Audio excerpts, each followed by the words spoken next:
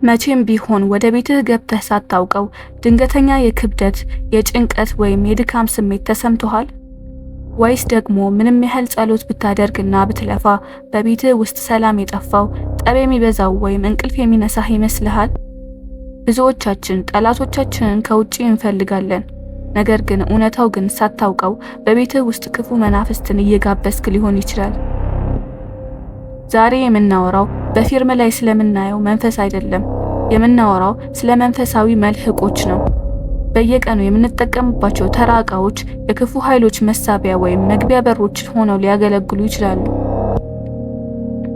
በጥንታዊ የኢትዮጵያ መንፈሳዊ ትምህርቶችም ሆነ በዘመናዊ የኳንተም ጥናት ሜታፊዚክስ ሪሰርች ቁስ አካል በውስጡ ትውስታንና ኃይልን የመያዝ ብቃት እንዳለው ይታወቃል።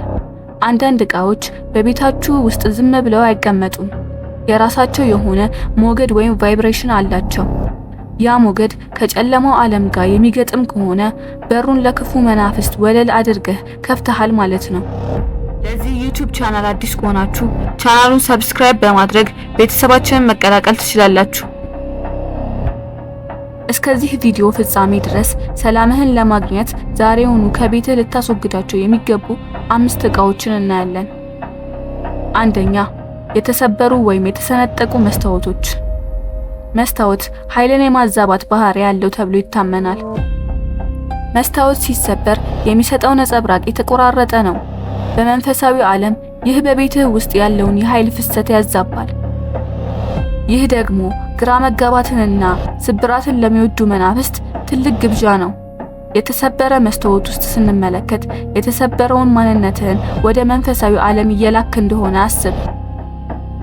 ሁለተኛ፣ የደረቁ ወይም የሞቱ አበቦች። ሕይወትን ይስባል፣ ሞት ደግሞ መበስበስን ይስባል። ብዙ ጊዜ አበቦችን ለትውስታ ብለን እናደርቃለን፣ ወይም የሞተ ተክል በለመለመ የአበባ ማስቀመጫ ውስጥ እናቆያለን።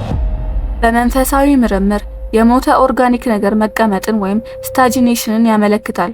ክፉ መናፍስት ሕይወት በሌለበት ነገር ግን በሬሳ ውስጥ መቆየት ይወዳሉ። ይህም ለዩኒቨርስ እኔ ያለፈውን ነገር አልለቅም የሚል ምልክት ስለሚሰጥ የሐዘንና የድህነት መናፍስትን ይጋብዛል። ሶስተኛ፣ የሞቱ ሰዎች ያልታጠቡ ልብሶችና ጫማዎች። ልብስ የሰውን ላብና የሰውነት ኃይል ወይም ኦራን የመያዝ ከፍተኛ ብቃት አለው።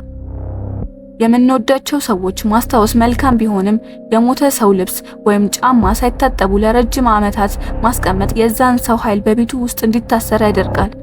ክፉ መናፍስት ይህንን የናፍቆትና የሐዘን ስሜት ተገን በማድረግ በዛ ልብስ ውስጥ በመደበቅ የኛን ኃይል ይመጣሉ። አራተኛ፣ የቆሙ ወይም የማይሰሩ ሰዓቶች። የማይሰራ ሰዓት የቆመ ሕይወት ምልክት ነው። ሰዓት የቤትህን የሕይወት እንቅስቃሴ ወይም ሪትም ይቆጣጠራል። ሰዓት ቆሞ ግድግዳ ላይ ሲቀመጥ በቤትህ ውስጥ የሞተ ቀጠና እየፈጠርክ ነው።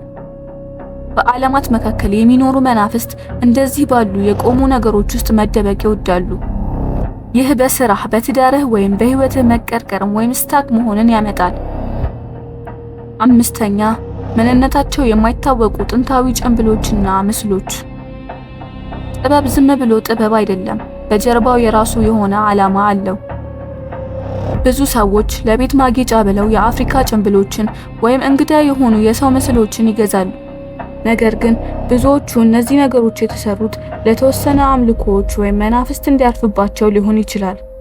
ምስሉ ወይም ጭንብሉ የተሰራበትን ውል ካላወቅ ሳታውቀው ለዛ መንፈስ በቤትህ ውስጥ ወንበር እያዘጋጀህለት ሊሆን ይችላል።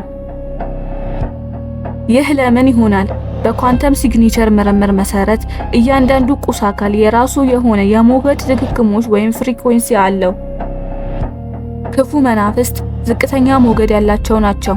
ንጽህና፣ የፀሐይ ብርሃንና ሙሉ የሆነ ያልተሰበሩ ዕቃዎች ከፍተኛ ሞገድ ስላላቸው እነዚህ መናፍስቶች ሊጠጓቸው አይችሉም። የተሰበሩ፣ የሞቱ ወይም የአምልኮ ዕቃዎች ስታስቀምጥ ግን የቤትህ የኃይል ጣራ ዝቅ ስለምታደርገው ለእነሱ ምቹ መኖሪያ ይፈጥርላቸዋል። ቤትህ ያንተ መቀደሻ፣ የነፍስህ ማረፊያ ነው። የጥላዎች ማከማቻ እንዲሆን አትፍቀድ። ዛሬውኑ በቤታችሁ ውስጥ ተዘዋወሩ። እነዚህን 5 ዕቃዎች ካያችሁ ቤታችሁን ለማጽዳት በማሰብ አስወግዱ።